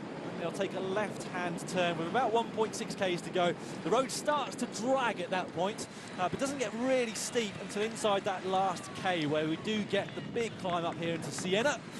Maximum gradient of 16%, so still going to be very, very hard on the legs. And I don't doubt 1 minute that we're going to see somebody attacking, somebody suffering out of these 3 on that final climb. I think first to roll the dice here might be Strade, you know. He's been a bit quiet. The other 2 have been far more active. He's ridden as middleman in this trio for some time, and Greg Van Avermaet is just being distanced now. And Strade, I think, is possibly regarded as the main enemy by Valverde, and so he'd rather come down to 2 than have 3 in there, and the, I guess, wild card of Greg Van Avermaet. This is Sepp Van Mark at the moment, 16 seconds in arrears, and he might well be thinking of a podium. Don't think Cancellara will be. He's not been at his best today. Here he is within this trio of including Os and Rosa from Astana in the blue, Os in the BMC red and black. 3.9 to go, a little traffic calming device clattering the bikes as they come in. It's not been unheard of to get a late puncture here as well, but let's not tempt fate, shall we? Van Mark 16 seconds down. I think he's a little bit nearer. Transponder's just slightly fogged by the terrain and indeed the buildings around here. So it's Strade that says, I thought he might well roll the dice. Indeed, he's going to keep the pace on. It seems Greg Van Avermaet is the man who's struggling keeping up. Valverde, I think at the moment, he's just ambling, waiting to deliver. And he's got a perfect view of what Strade's up to as we hit the 3 kilometres to go marker. Yeah, this is that right-hand hairpin then. 3 Ks to go, and in fact, if the book's right in front of me, it's more like 2.6 Ks to go right now, and they'll come down quite quickly at this point. They're starting to get cages, starting to look at each other, see how close Sepp Van Mark is behind them. The left-hand turn comes with 1.6 Ks to go, another K of descending before they get to that point, and then it's all to play for. It is Van Mark just weaving all over the place, just trying to inject a little bit of pace. If he's going to finish 4th, then he wants to finish ahead of Fabian Cancellara, his great nemesis, the man who's disappointed him so many times, or had the beating of Van Mark in the classics. Most notably, of course, a couple of years ago in the Paris-Roubaix, where the distance between them was so narrow. I think it was a matter of inches. Cancellara victorious, of course, and he's beaten him on it. He's repeated the feat, I'm afraid, as far as Van Mark is concerned. 2 Ks to go then for these men, and Valverde waiting for the road to kick up. Stybar may be minded to go on an early one and just try and figure his man out. How would you play it, Dan?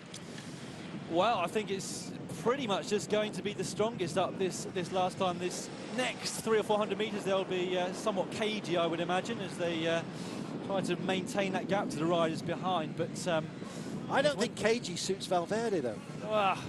They don't want to attack here, of course. They're going to wait for that steep section. But it's basically going to be who's got the legs, a bit like last year, Kwiatkowski and Sagan. Did you see that? He was almost answering you with a nod. Sort of like, yeah, well, you might think I'm up front, but, you know, come and do some work. He was looking over and begging the question. With you. No, I don't like it cagey. Come on. Here we are then. It's down to these three with 1,500 metres to go. And this is Van Mark just closing in. Van Mark might fancy a podium here if these guys get it wrong. And I suggest that Greg Van Avermaet is his target. So Van Mark in the yellow with Van Avermaet in a little bit further up the road. That is Cancellara's group here with Os and De Rosa at the back of them in the pale blue. 1,300 metres only to go. They're getting very animated in the square. The crowd are waiting. And you are looking at the trio of contenders. Valverde does not want this to be a mugging game. Equally, he doesn't want to put too much into the ascent. Well, he's running out of time to make options or make decisions. 1.1 to go. There is the Flamme Rouge. It's 1K from home, and the big test is right ahead of them. Just look at the way the road pitches up. Yeah, it is tough here, Carlton. It's like a wall in front of them as they go through those gates. It gets ever steeper, and it is such a hard climb coming at the end of this race. But they're all good at this type of climb. Van Avermaet, you have to say, perhaps is going to have the most tired legs. Van Mark has made the gap and bridged across, but it's only been a few moments before that acceleration happens in front. And he'll be going straight out the back. Looks like fourth place for this man. First three places are all very much to play for. 800 metres now to go. Alejandro Valverde looks over, and as he does so, he sees that Zdeněk Stybar is also looking backwards, looking at Greg Van Avermaet, and all of them not overly concerned about Sepp Van Mark. Under the Flamme Rouge comes the Fabian Cancellara group. It's not going to be his day today. But on the smoother paved section, I think Van Mark believes he can get a podium here, and I wouldn't be surprised if he did. I think this is going to be Stybar versus Valverde. The crowd rise. They know that these guys have got it. At the moment, Valverde is worried that he's going to guide Stybar in. There goes Van Avermaet. He's attacked. He's having some fun with us. Oh, but can Valverde match him?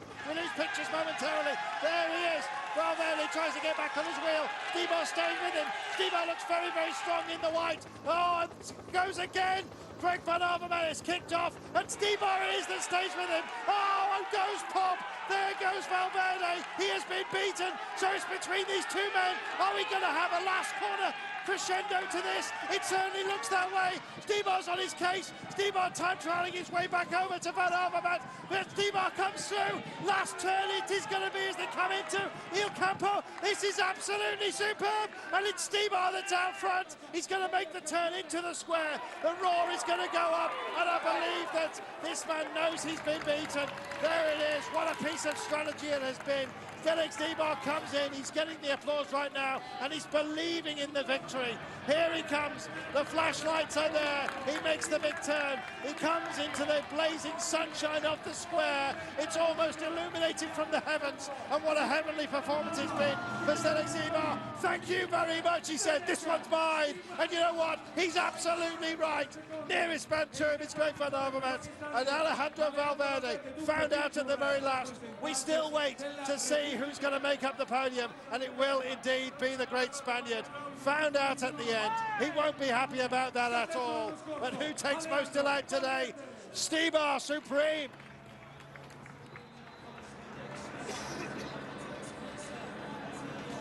Into Il Campo comes a very brave, I should say, Sepp Van Mark. He's a big man, he's got a big heart, and he will have a big day, but it's not today. In he comes, and the facial gestures tells you everything you need to know. 45 seconds down at the line. What more could he have given? Zdeněk Stybar is the winner of this year's Strade Bianche. And what a fantastic performance it was as well. Sagan comes across the line, preceded, of course, by Fanny and Cancellara. And now the chasers that were made up of Orica Green Edge. Rubio heading for the line. Wow, what a day we have had. Dan Lloyd is just on his way down to speak to our winner. Zdenek Zdibar has triumphed. If you're only just joining us, where have you been? What a day. So much in the mix. But in the end, it was a cocktail of success that Zdibar has poured for himself. This was the moment. Greg Van Avermaet went for it. No wonder Valverde was a little bit upset at the work rate that had been provided by everybody. Over the top went Van Avermaet. Looked like it might stick, but also at this point, we didn't believe that Valverde was going to be beaten. But look at his complexion. He's suddenly gone white. A lack of energy, running out of resources so late on. Zdenek Zdibar set off in pursuit of Greg Van Avermaet, got onto his back wheel, and then these deadly turns. Zdibar holding on. You can see the front wheel just starting to wobble and waver, but there was no wavering in the end. Arrow straight to the line for the last few meters. Success was his. Fantastic result for the Czech champion. Great day's racing here. The top 10 riders then. Zdenek Zdibar of Ethics Quickstep. In second place, Greg Van Avermaet, BMC Racing Team. Alejandro Valverde. Stage results confirmation. Zdibar takes it, a margin of 2 seconds over Greg Van Avermaet. Valverde 18 seconds adrift before Van Mark came across the line by himself. Diego Rosa just breaking away from that chasing group with Gato, Uran, Helene, Nemec and Caruso.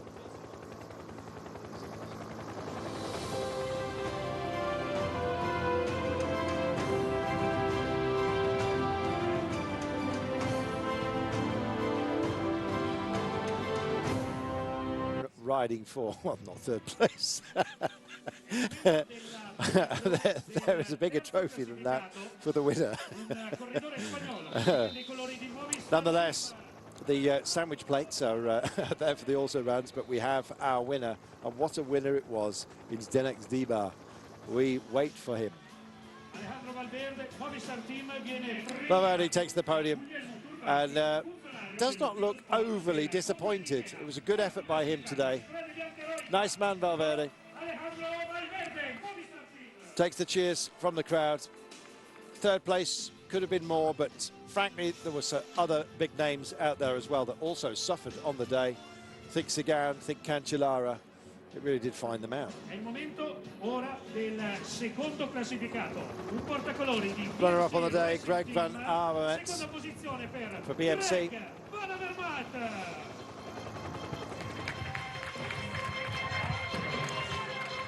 Kept what he had left to be poured onto the road late on. Didn't quite get there. Beaten by the day's winner. You know who it is by now. Zdenek Zdibar waiting in the wings.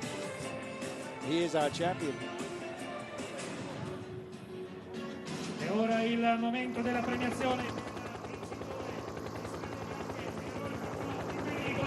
Di Ethics Quickstep, Zdenek Zdibar. Oh, what a great result for this man.